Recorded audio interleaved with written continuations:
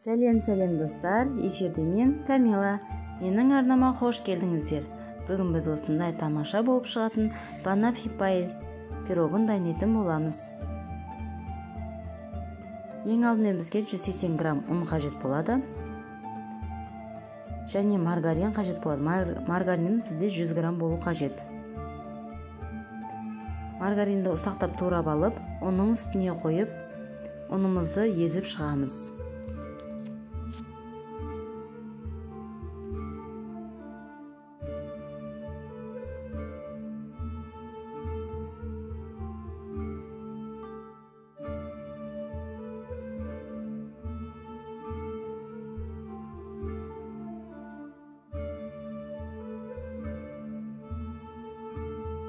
Міне менің қамырым мен ұнымды біркелкі болғанша араластырдым.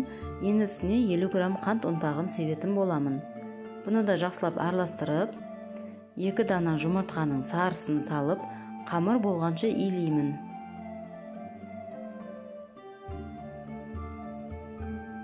Осы видеодағыдай етіп илеп шығу қажет. Қосымша ешқандай нәрсе салмайсыздар.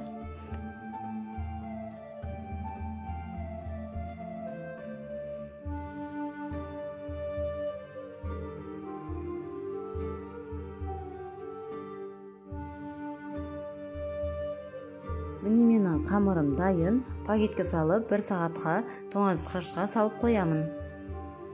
1 сағаттан кейін формамызға жайып шығу қажет. Менің формамның диаметрі 28. Сіздер қаласаңыздар оқтаумен жайып алсаңыздар да болады. Маған осылай қолмен жайған ыңғайлы.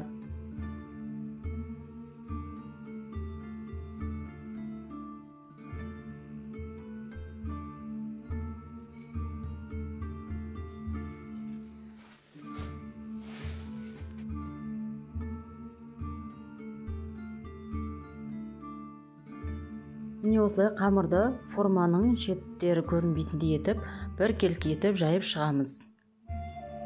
Енді шанышқының көмегімен немесе вилканың көмегімен тесіп шығамыз. Сосын 180 немесе 200 градуста қызып тұрған отта пісіріп аламыз. 15-20 минут пісіріп аламыз.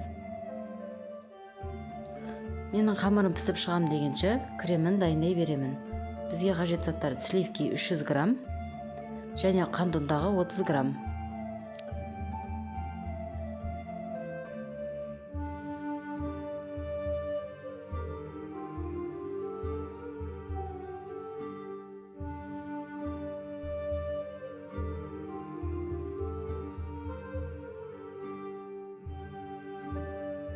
Енді кремімізді жақсылап миксерлейміз.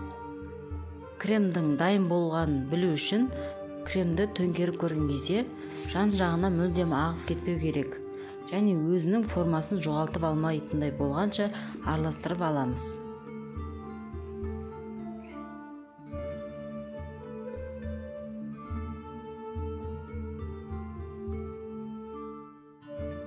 Ендігі кезекте 2 дана банан. Бананымызды видеодағыдай етіп, біркелкі қылып турап шығамыз. Осының барын дайындап болам дегенше, менің тестам дайын болды, пісіп шықты. Енді сәл ғана суытып, өзіміз ыдысымызға немесе тарелкаға қойып, сәндеп шығу қажет. Тестамыз осылай пісу керек. Қатты пісіріп жүрге болмайды, өйткені өте қатты болып қалады. Ендігі кезекте үстіне вареный сгущенканы құятын боламын. Вареный сгущенканың жартысын ғана салу қажет. Барлығын салсаңыз өте тәтті болып кетеді. Сол үшін жартысын ғана салсаңыз жеткілікті. Және турап шыққан бананымызды әсемдеп шығамыз.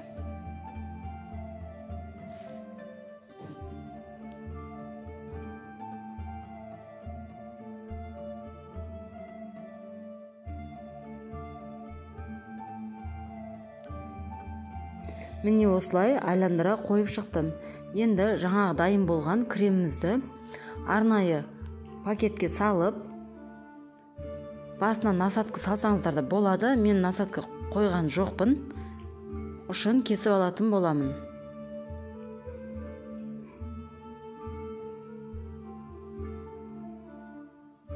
Міне міне осылай кесіп алдым. Сіздер гүлді насаткалар қойсаңыздар да болады, болмаса тура менікіндей етіп кесіп жасап шықсаңыздар да болады.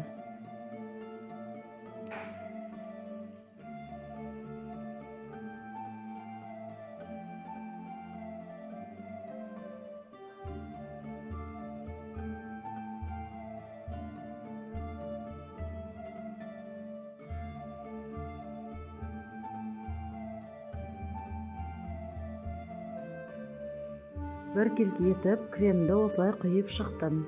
Енді бетіне какао ұнтағын сәндік үшін сеуіп шығатын боламын.